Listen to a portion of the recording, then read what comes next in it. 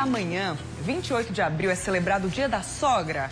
E aqui no Brasil, especialmente, essa relação com a sogra, quase sempre, é um prato cheio para piada, para comédia, para meme, para brincadeira.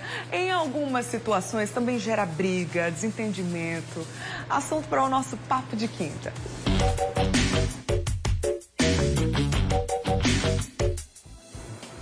Aqui no estúdio eu recebo o sexólogo, psicólogo André Memória. Bom dia, André, seja bem-vindo. Vamos falar sobre esse assunto. André falou no grupo que a gente tem no WhatsApp, ele disse assim, esse assunto rende, né? Rende. Sempre rende, né, André? Rende. Eu quero a sua participação aí, você que está aí em casa. Aproveita para tirar dúvidas, fala sobre as suas experiências. Você tem sogra? Como é que é a relação com a sua sogra? Vai mandando aí no zap do MD, é o 991050400. E aproveita também para mandar um beijão para minha sogra, Dona Eva. Um beijo, Dona Eva. Ela sempre acompanha o Mulher Demais lá no interior de Pernambuco, Camutanga. E ela acompanha em tempo real, ao vivaço, pelo nosso canal no YouTube. Agora, existe um motivo, André, esse receio, né, em torno dessa relação com a sogra. De onde vem isso? Eita, esse é um contexto histórico muito longo e que eu espero que a gente desfaça, porque a gente tem muitas piadas e muitas culturas, assim, falas que são culturais, dizendo que sogra é ruim, que sogra não presta, é cobra, né? Cobra, não de cobrar, mas de a serpente, um animal ruim. E tudo isso vem de muita misoginia, né, que é o ódio para com as mulheres. Vem do machismo também. O que o machismo quer? Que é depreciar a mulher. É colocar a mulher como inferior. E essa mulher inferior, ela quer o mal do homem. Então essa sogra maléfica, ela é essa instituição do mal para com o homem ou para com aquela relação. Entendi. E aí, por isso que tantas piadas, tantas falas negativas para com a sogra. Porque o homem, querendo se proteger, ele fala mal daquilo que vai fazer o mal para ele. Entendi. Então, um contexto histórico mesmo, bem enraizado, inclusive, né? A gente acabou de começar o Papo de Quinta, já tem um tanto de gente falando aqui pelo WhatsApp. Inclusive, uma telespectadora colocou assim, o assunto de hoje vai ser quente. Então, ela já tá nessa expectativa aí, já disse que teve 2 sogras, está na terceira, mas ainda não conhece. Apenas por foto, não tem muito vínculo, não. Então, vai trazendo seus relatos pra gente. E aí, André, a gente pensou em uma série de situações, né, que envolvem essa relação de sogra com nora, com genro. E a gente vai trazer pra cá alguns tipos de sogras também. Vamos trazer a primeira telinha aí pra mim, por favor. Ó, eu acho que esse aí é o sonho de muita gente, né? Quando a sogra é uma segunda mãe. Acontece bastante, vai? Acho que acontece. E tem muita relação com a relação da sua mãe mesmo, você com a sua mãe. Sim. Em geral, quando a sua relação com a própria mãe é boa, e aí eu digo um pouco além também, se a sua relação com as mulheres é boa, a tendência é que você tenha uma boa relação com a sogra e ela seja uma segunda mãe ou uma mulher muito boa na sua vida, né?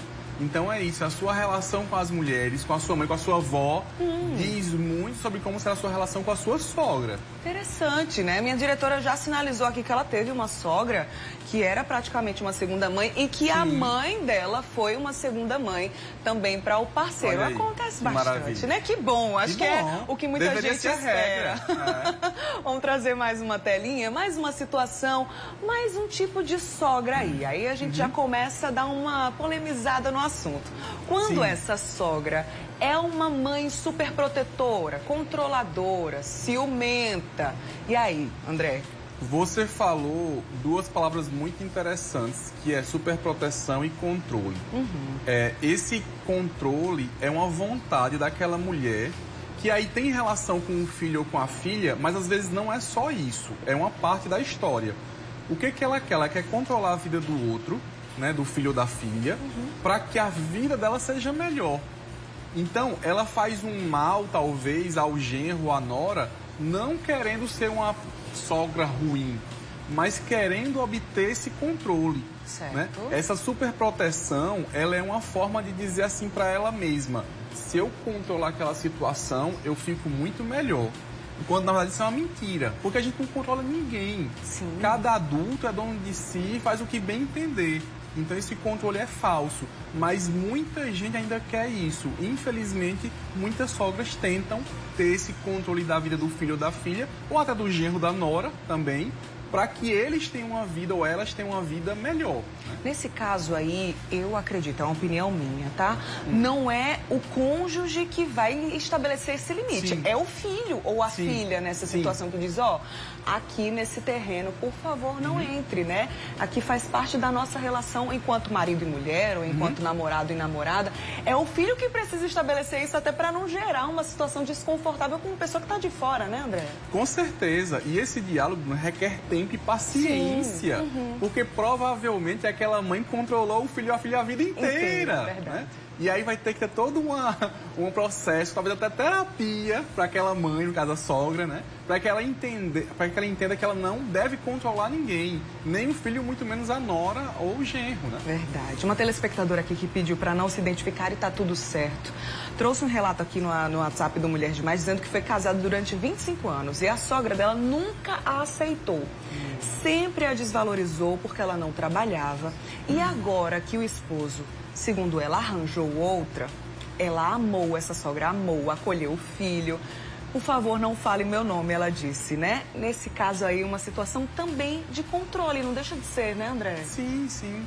Quando você tenta desvalorizar alguém que entrou na vida do outro, lógico, pode ser às vezes que seja um sinal ou queira falar sobre aquela pessoa para o filho ou a filha, mas também pode ser mais uma vez um sinal de controle, né?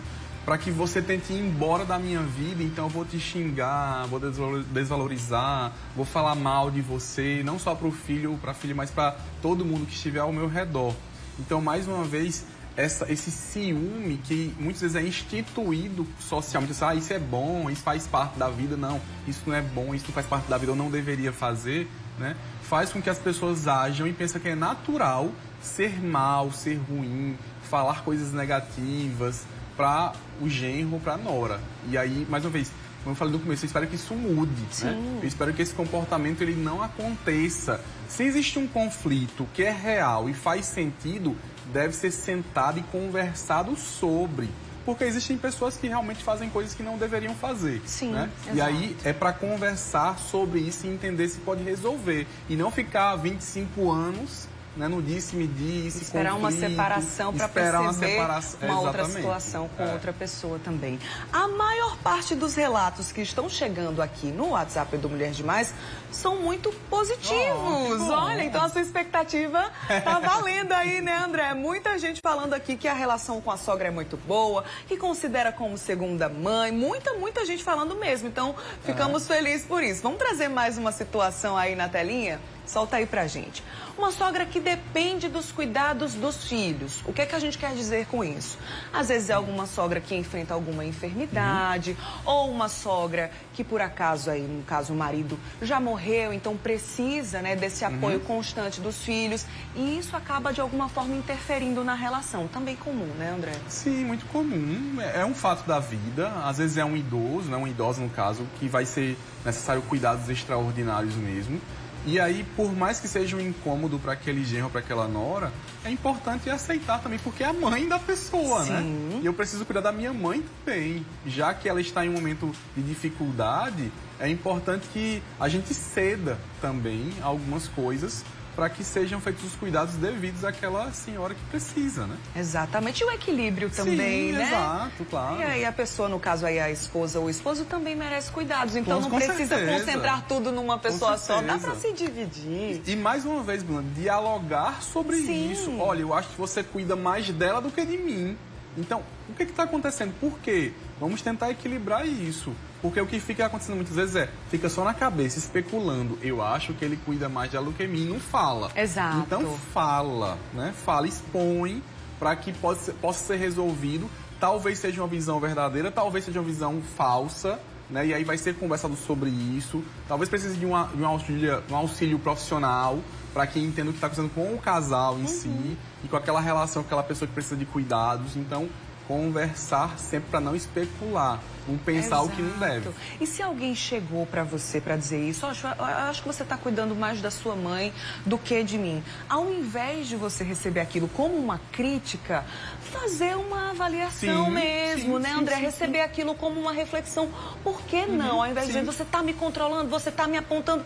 Calma. Primeiro vê se aquilo tem fundamento, né? Observa como é que tá a sua relação dentro da sua casa, que eu acho que tudo fica mais leve até, com certeza, com certeza. Daqui a pouquinho a gente vai voltar a conversar sobre esse assunto. Você que está aí em casa pode e deve, né, compartilhar com a gente a sua experiência, suas dúvidas. Daqui a pouquinho eu volto a conversar com o André aqui. Tá rendendo mesmo, viu, André? Com certeza, imaginei. Pois é, por enquanto a gente muda de assunto.